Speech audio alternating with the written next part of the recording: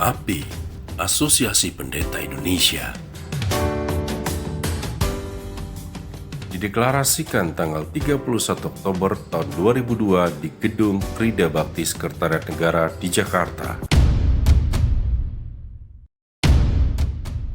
API lahir di masa dan waktu bangsa Indonesia mengalami perubahan dari Orde Baru menjadi era reformasi.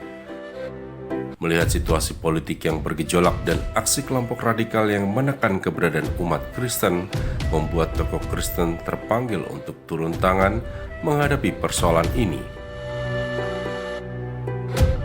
Antara lain, Letnan Jenderal TNI HBL Mantiri, Mayor Jenderal TNI Pranowo, yang kemudian mengundang beberapa pimpinan sinode, di antaranya Pendeta Cahyadi David Nugroho, Pendeta Yan Masengi, dan Evangelis Sakarias.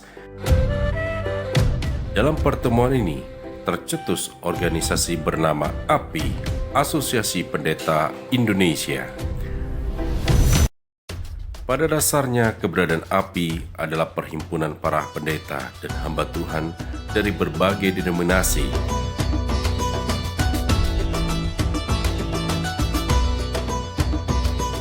Secara bersama-sama dan sehati, merindukan adanya persatuan murid-murid Tuhan serta para pelayan Tuhan seperti yang didoakan Tuhan Yesus dalam Injil Yohanes pasal 17 ayat 20-23. Oleh karena itu, API membebaskan diri dari konflik tafsir doktrin denominasi dan liturgi gereja.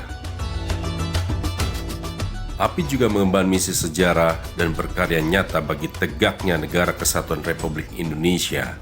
API berasaskan Pancasila, Dasar Negara Republik Indonesia, Pembukaan Undang-Undang 1945, dan batang tubuhnya.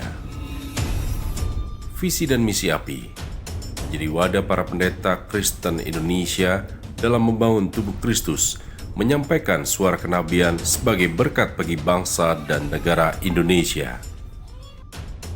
Dengan struktur organisasi API, Dewan Pimpinan Pusat di Jakarta, Dewan Pimpinan Daerah di Ibu Kota Provinsi, Dewan Pimpinan Cabang di Ibu Kota-Kota atau Kabupaten.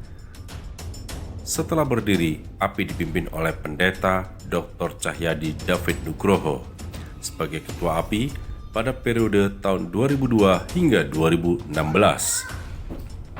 Di tahun 2016, 2021, 2021 hingga 2026, API dipimpin oleh Pendeta Brigjen Purnawirawan Harsanto ADS, MM, MTH.